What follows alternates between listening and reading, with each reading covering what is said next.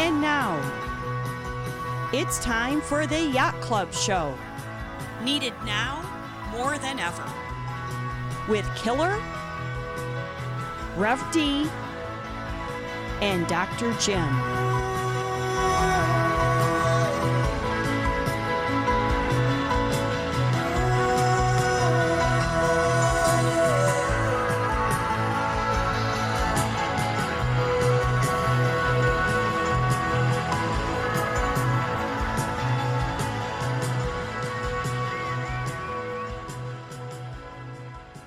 All right, welcome back, listeners. A lot of feedback to the last show. Before we get into that, it's a great time to be a Detroit sports fan. Yeah, it is. Tigers came out of nowhere to get into this wild Yeah, where did I card. say they were 31-11 or something? They were crazy. Yeah, 55-63. I think that's when I gave up on them. That was a couple months ago. And down to one of the wild card teams. Fantastic. Go Tigers. Bless you, boys. Boy, there's some nostalgia there. That's And They're messing with us, man. yeah. I don't know. Tarek Skubal just wrapped up the, I guess they call it the Triple Crown for pitching. Highest number of victories, lowest ERA, and most strikeouts. Really? Starting pitcher, yeah. So he's got to be a Cy Young. Shoo-in for this Is he side. Cy Shoo-in?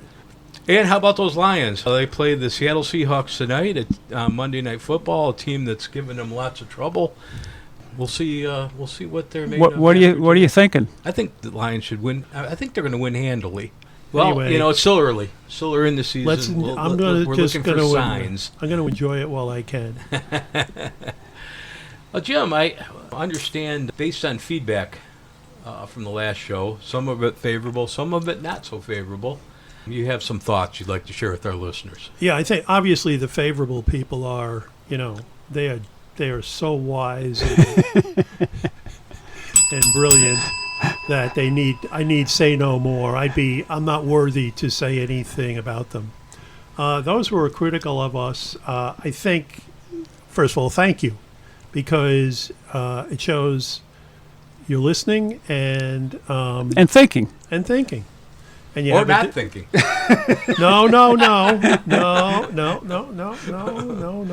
They're thinking. They're not necessarily thinking, the same as we do, but that's okay.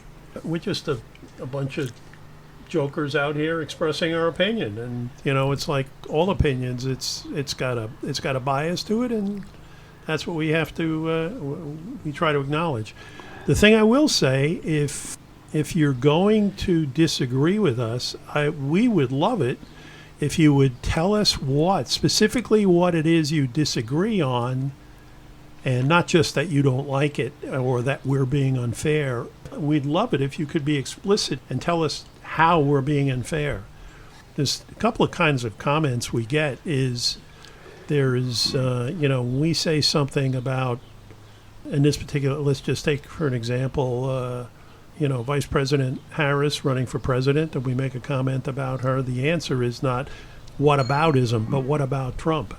The answer is where are we wrong when we say this, something about her? Please, we encourage you to be critical, but if you've given it enough time and enough thought to think that we're wrong, tell us why we're wrong, other than you disagree with us, and that'd be great.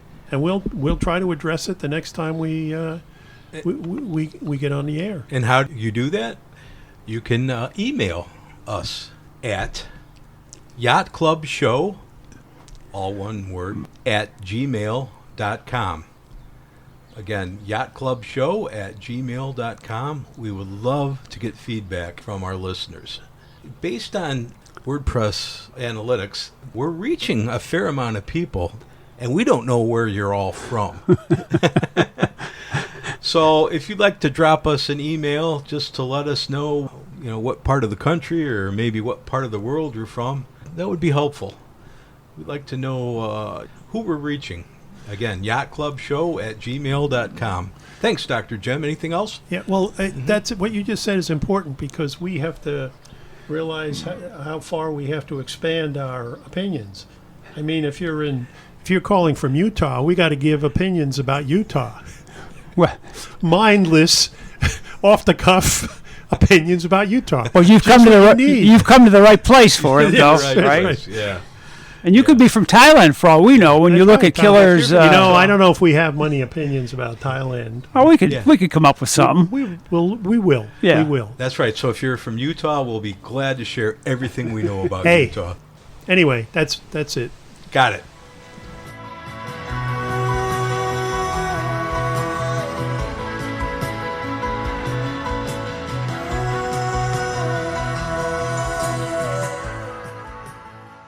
Well, before we get further into the show, man, I'm a little parched. Oh, Killer. I'm sorry. I did bring something for Dave you, brought Dr. beer and he's Jim. been sitting on it. Well, this whole time. I just hadn't thought about it. Here, I got something in the season. I got an a mass-produced Oktoberfest for you and Dr. Jim. Sam Adams. Sam Adams, how bad yeah. can it be, right? Well, and for it's free, and That I makes it know even better. I know for I've known you guys long enough to know that free, Carries a lot of weight. it carries a lot of weight Yeah, it with does, yeah. you. We've been out there and they said, oh man, that's that's a fermented rat urine. That's terrible, but it's free. Well, we'll try some. We'll try some. Is it cold? Can really sway us. I gotta have it cold. So I'm gonna enjoy a Vandermill artisanal hard cider, Honey Crisp, while we're in the season. Vandermill Honeycrisp. Interesting. Have you had it yet? I've not. This is Okay, well, maiden voyage here. Yeah. So we'll have to get. I've had Sam Adams Oktoberfest. I like it. It's I've always liked anything from Sam Adams. They set the bar for microbrew. Yes. All right. Well, we chatted about this briefly before we started recording this afternoon. Dr. Jim sent me sent us an email, and I'm on Andrew Sullivan's email list. And for those of you that aren't familiar with Andrew Sullivan, he's a British-American author, editor, and blogger. He's formerly the editor of The New Republic, which I think is a liberal publication. But at some point, I think some of his views change, and he identifies more as a conservative now. In fact, someone last few years described him as liberal, and he kind of took offense to that. He said, I'm conservative, but it's interesting to note too that he is a gay man and Catholic, which that's an interesting combination these days. So I think socially he's liberal, but I think as far as just common core elements of government and how intrusive the government should be, I think he's more conservative, maybe libertarian. But very interesting guy. He was on 60 Minutes several years ago. Maybe it's on YouTube. It's worth checking out. Very, very deep thinker. Anything you want to add, Jim, to his background? He's just open to other opinions as well. Almost all of his podcasts include interviews with people who you'd not put him in the conservative camp. Recently, he had James Carville. He did an interview with him for about an hour and a half. So he has some cachet. Yeah, right? Yeah. And people even with a Democrat or a liberal bent, respect him enough to be on his podcast. Yeah. And so it's if you want to be exposed to different points of view, whether you are conservative or liberal, he's someone you might want to consider listening to. I read him because I tend to agree with so much of what he says or share the same viewpoint. But anyway, this email that Jim sent me is one of his columns, recent columns. It's titled "Harris for President: An Anguished but Emphatic Endorsement." And the article is very, very interesting. I'm going to go through the main points and let the guys comment along the way. He opens the article with this statement. Looking back over the many presidential elections I've now witnessed in my life, I don't think I've ever been as heartsick about the choice as this year. We have to choose between Donald Trump and Kamala Harris, the venal or the vacuous, the awful or the empty, the malignant or the mediocre. And like me, I'm sure the guys here, he says, I've tried and tried to be impressed by the Harris campaign so far, as have a handful of genuinely conflicted voters, I think more than a handful, and remain distinctly underwhelmed.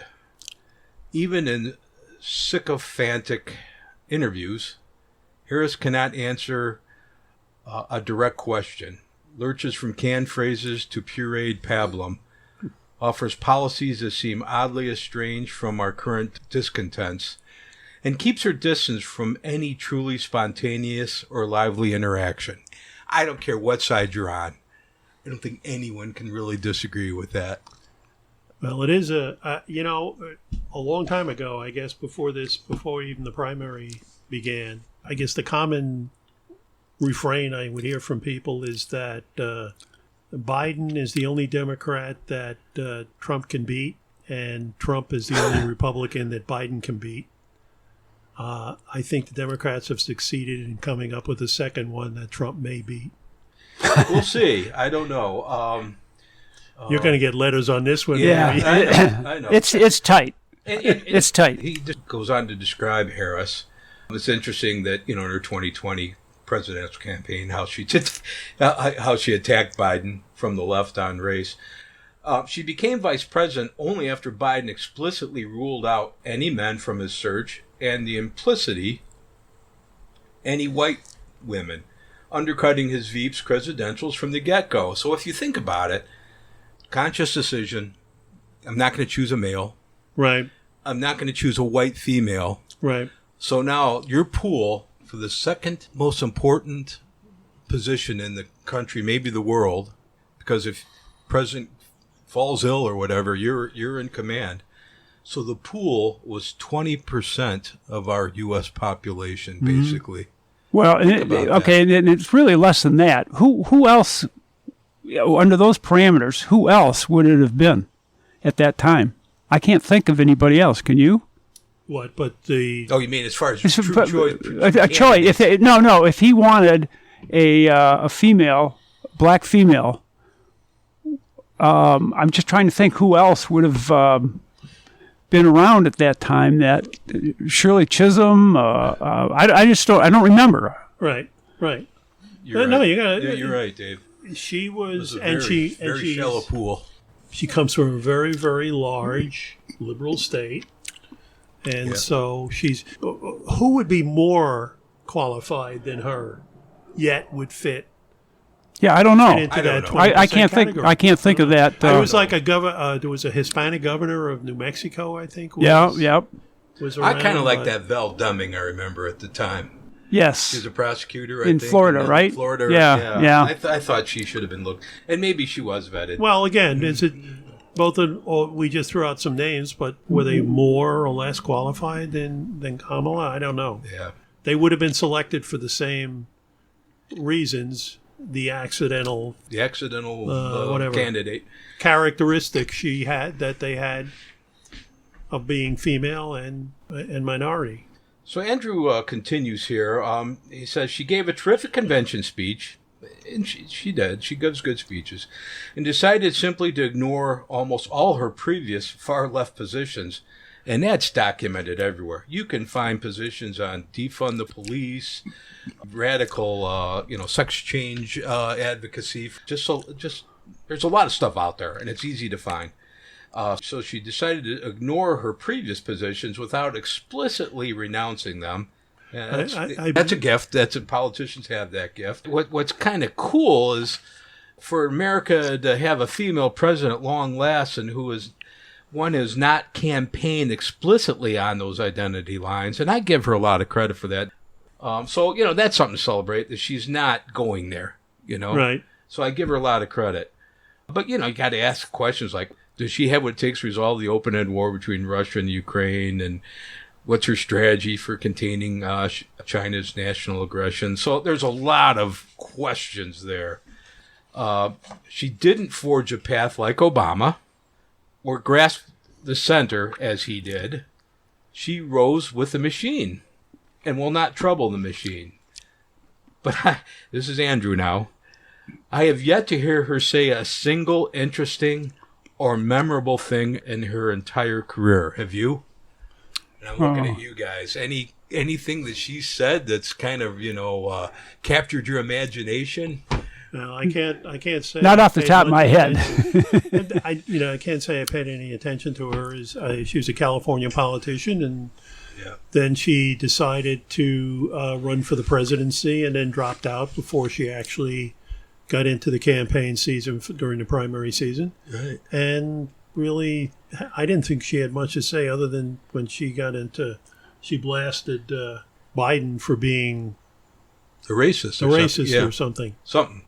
That was in the debate, right? Yeah. That's the only thing I remember is that first debate. And I think she bailed after that, wasn't she? After that, she just didn't have the funding. No.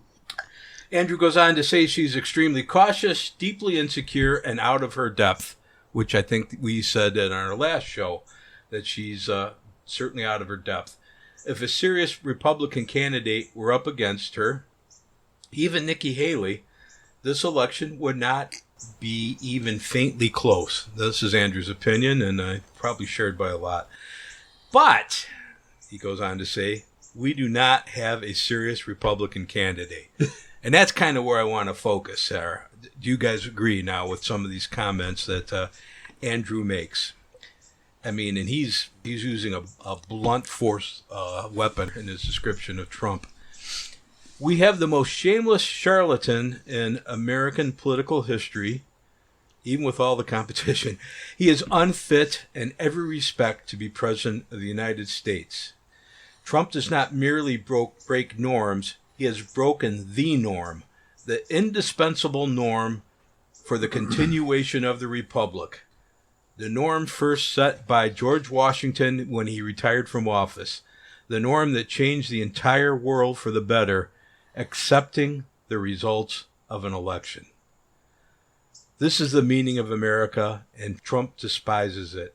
I do not think this is even within his personal control. He is so genuinely psychologically warped that he has never and never will agree to the most basic requirement of public office, that you quit when you lose, and that the system is more important than any individual in it. Before I go on, any comments? Well, you quit when you lose? Yeah. Well, I'm thinking of Al Gore and Hillary. Certainly, I'm not comparing them with what Trump did, but they didn't just bow out quickly. Right. They questioned the results of the election. I think it's important to say that everything Andrew said is right, that a politician who behaved as Trump did disqualifies himself from being president of the United States. But it is not as if he is the first one to do this. He has done it in a way that is so spectacularly Trump, yeah, Trumpian yeah. that it's a farce the way. Well, I was going to. Embarrassing comes to mind. Embarrassing, yeah. So yes. it's an incompetent attempt to overthrow the election. Others, as Dave rightly pointed out, and we know, Hillary did not, they eventually, both Hillary and Gore eventually conceded the election, but that did not occur right after the election. So there is a tradition of, people who have lost the election contesting it to some degree, but right. Nobody has done it to the degree that Trump has done it. And, it kind of brings me back to when Kennedy, defeated Nixon for the presidency. And I guess the rumor that was going around at the time was that Mayor Daley and Joe Kennedy conspired to get dead people to vote in Illinois. Get a bunch of suspect votes in Illinois, and I'm the sure it's election been was going on since the first election. Right. Mm-hmm. And Nixon, somebody offered Nixon, suggested he should contest the election, and he said, no, you just don't do that. Yeah. The election is over. I can respect that. Fight another day. Yeah. And then he got in, of course, and said, I'm going to get him now. I'm just thinking, in fairness to Gore, Remember at that time there was some question about the hanging chads and everything that was going on at that time. I mean, he might have had a little bit of an argument to make. That's very, very true, and I'm sure there are probably those who would defend Trump would claim it's the same sort of thing, that there are questions about the validity of ballots. Did local officials put their thumb on the scale to make sure Trump didn't get elected? So there's going to be people out there who are always going to claim something like that. Right. So it does happen. It'd have to happen in a significant number, though. I mean, I know there are anecdotes about some suspect ballots or kind of some shenanigans and stuff like that. But well, you know what? When there's so much, when there's so much at stake, I'm sure there's cheating. But to your point, to the extent that it really would have changed anything, I just have a hard time thinking that. Yeah, there wasn't any credible, meaningful result that would have come out of doing what. But then trying to get the electors to, refute their state the will of their people, getting Pence to, refuse to certify. That's the big one. Pence. Pence. So there's plenty of credence to what Trump was doing. There was never, I don't think there's ever been anything as egregious as what he tried to do in the last election. All right, so moving on here, he does say that he was not lying when he insists Trump was not lying when he insisted that he won in 2016, 2020 by massive landslides in the popular vote. He actually believes it. But anyway, unlike Harris, however, Trump has grasped. We know grasping. we know his ability to grasp. Yes, we do. Trump has grasped some core truths of our time. The premises behind our entire immigration system, especially around asylum, have evaporated. As far as illegal immigration, the legal right to asylum, that's the issue now. Once reserved for a few desperate dissidents from communism, this loophole broadened to include gang violence, domestic violence, economic hardship, now qualifies the entire world to show up at our doorstep and demand to come in. And yet the Democrats remain purposely blind. Although I guess Biden did issue an executive order that tightened the asylum rules this year, but it's 3.5 years too late. To decry all anti-immigration sentiment as racism, that's not right. I mean, to rain contempt as well as chaos on people who were born and grew up here and feel like second-class citizens in their own land, a lot of that's happened. So let's see here. I'm going to try to wrap this up so we'll get your guys' comments.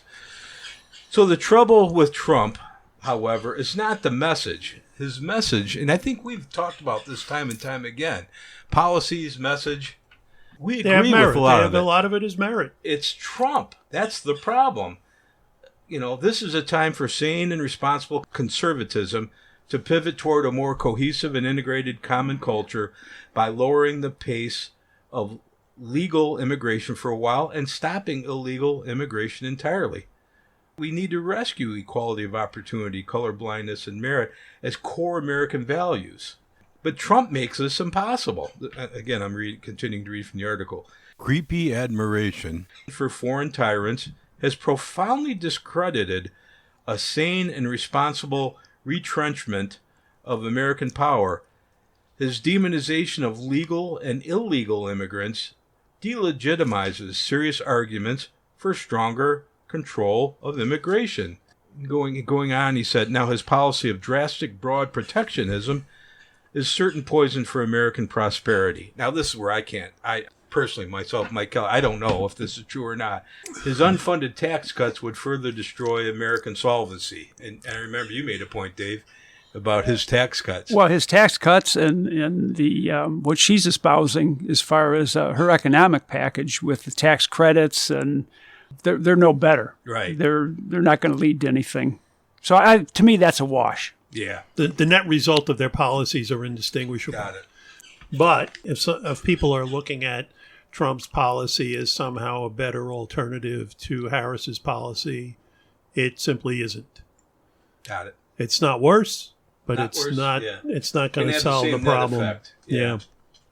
Well, and I think what you look, I personally think that would continue Biden's tariffs, and Biden continued Trump's tariffs basically in his administration. So I think those things are, again, it's a wash.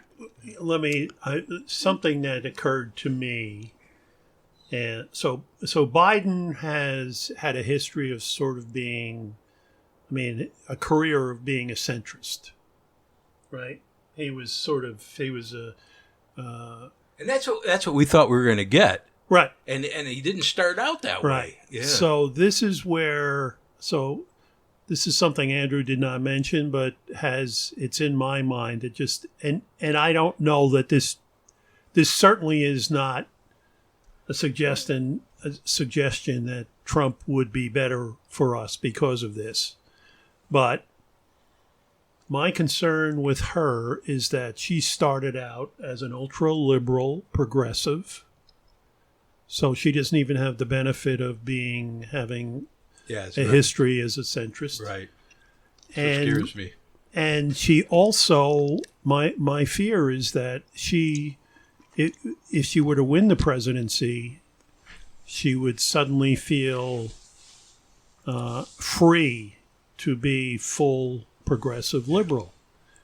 And people say, no, she would be a regular, she would respect the will of the people who didn't vote for her and try to incorporate that. And then I look back and I say, but I look at her choice for VP, which was, I don't even know how good, bad, or indifferent he would be as a leader or anything else like that. But he was not the choice of the establishment Democratic Party. So what that means to me is she's not going to feel necessarily impeded in implementing ultra-progressive policies if she becomes president. So she's potentially lying just like every politician. Yeah, that's true. Yeah. And like every politician, I'm not sure how self-aware she is. It's the old analogy. She found herself on third base and she thought she hit a triple. And if she gets elected, she'll go further. She'll think she hit a home run. Yeah. She didn't even have to run to get to third base. No, I know. It's like It was like the extra innings, and she started out on second base, right? Biden got hit by a pitch. Yeah, that's a good analogy. Yeah. Biden got hit by a pitch. She started out on second. He went to first base, and then she was a pinch runner. Yeah. He put her in because he got hit by the pitch. There you couldn't go. Run. There you go. And then there were the two errors by the other team, which is at least two. That's accurate too. Yeah. Two errors by the other team put her on third base. Yeah. And then she thinks she hit a triple. And then she scored on a wild pitch. It's like Little League. Wow. Oh, I had a home run, Dad. Politics is a lot like baseball. So it's, this is my concern is that, and I say this understanding the nature of people who go into politics. They think they are smarter than everyone else. So I have a real concern about her. Yeah. And I think that's well-founded. Yeah. I just, when we saw what happened with Biden, you look at her. Feel like we got hoodwinked. Well, he was going to be a unifier and a centrist, and we know how that went. Okay, her past. If you look at what she said in the past and her record in California, she's kind of tacking toward the middle now. But how can leopard changes spots. Yeah, can you trust that? Yeah. Can you trust that? She was a hard-nosed prosecutor. That's true, and she was middle class. Right. She's from a middle class upbringing. Let me get back to this, and we'll get to the final point that Sullivan wants to make, and then I really want your thoughts on that. So he goes on to talk about Trump. He will not become a dictator. His first term showed that. Our Constitution held, even if our culture didn't. But in a second term, he will still be incapable of being other than himself, which means the rule of law will always be secondary. So Trump is not, this is, again, continuing with Andrew Sullivan, he's not just toxic for America, he's proven toxic for conservatism at a moment when we desperately need conservatism's realism, sobriety, and core instinct for order and stability. He grasped some essential truths, but others have been missed. But if a conservative future is possible, it will only emerge from rejecting and ejecting Trump and his despicable character. Rebuilding conservatism won't be easy, but a President Harris will be extremely vulnerable if she pulls off a win. And he uses the UK as an example. Look at the UK. A nascent new conservatism arose only to be squandered by a single leader's flaws and failures and vanity. Back to Jim's point. Character does matter, but the new Labour government has very shallow support, and the chance for a sane, responsible move back to the center right is real. So I didn't know that. I thought UK was lost. So he's going on to say, I vote not for Harris as such, but for a conservatism that can emerge once the demon is exorcised. And exercise it we must now while we still can. So his point is, and maybe this is the best scenario, we elect Harris, maybe we have a Republican Congress or a mix there, so nothing gets done. And then, the Republican Party can regroup and maybe come up with a more pragmatic, get back to their core values, I guess. All right, so what I heard him say is that we elect Harris, and she's so bad that the country will want a conservative. Right. That's what he's saying is happening in the UK. Yeah. No. Okay. Well, I mean, Santa Claus is real too. So anyway, to sum up, one school of thought is Trump is absolutely too batshit crazy.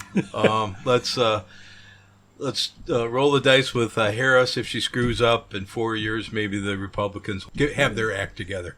One of the things that has to have the effect of a competent Republican alternative will force the Democrats to have a competent That's a good candidate. point, too. Might be best for both sides. It's not going to be AOC.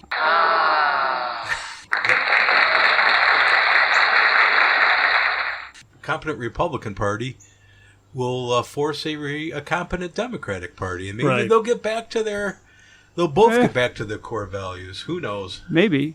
Maybe. But what I just heard with all this is that Harris is not good for this, No. but she's not Trump.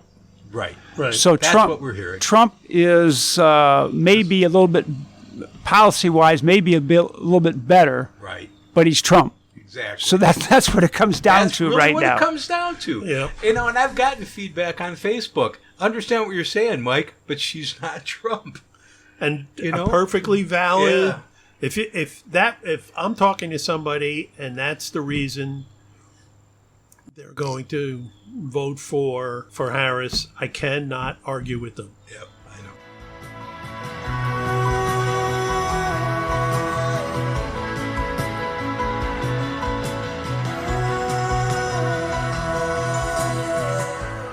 Good discussion, guys. Jim, I know you've taken some notes here on some stuff that caught your eye, and I thought this would be a nice close to the show.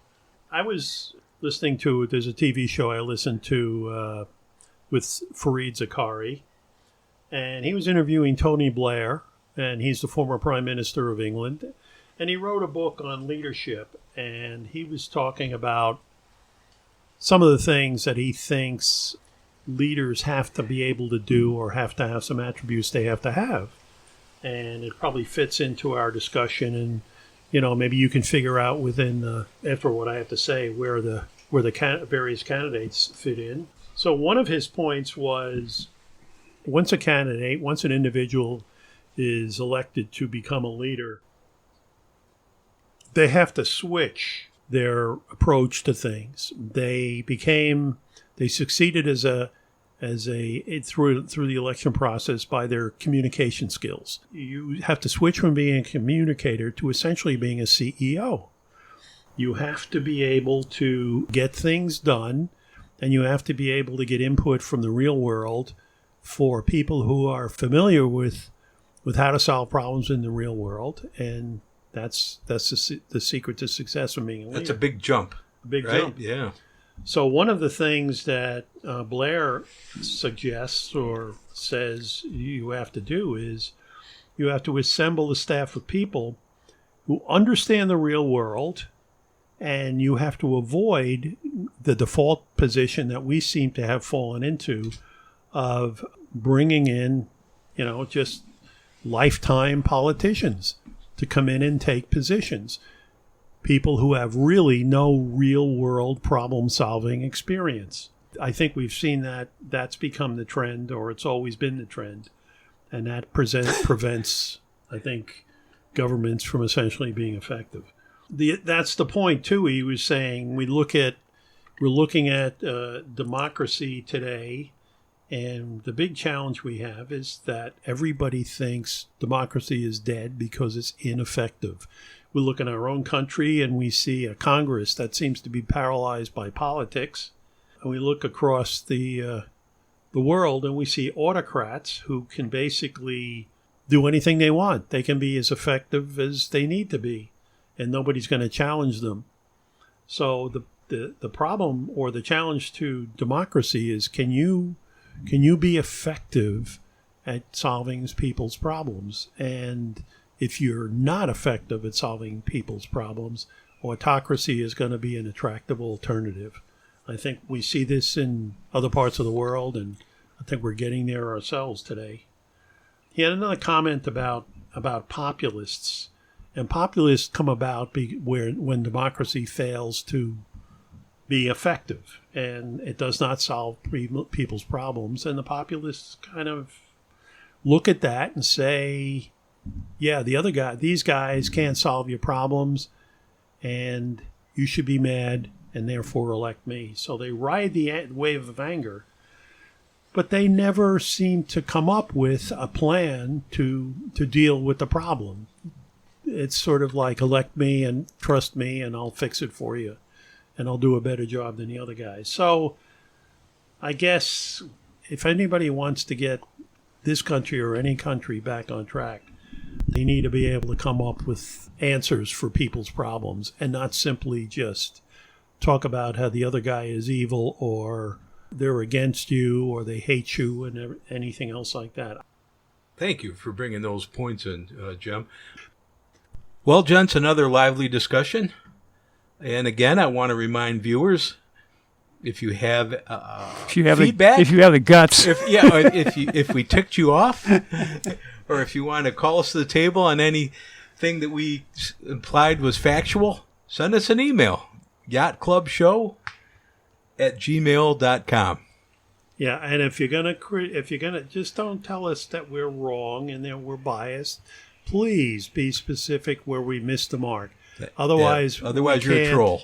Otherwise we can't. We do want to be honest brokers in terms of what we say and suggest to you. And we know that we're probably, like everyone else, have a point of view, a biased point of view, but we're not necessarily all that conscious of it. We think we're trying to be fair, and if we're not, tell us where we missed the mark. I do think we try to be fair.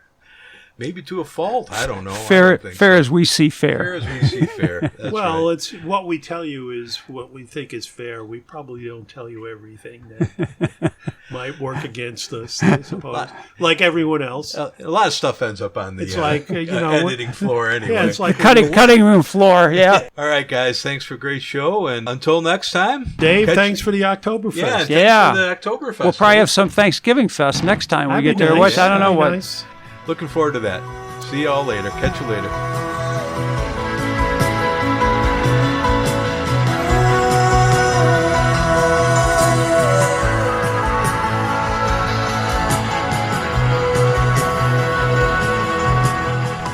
Music by War on Drugs, as found on the Internet Archives, archive.org.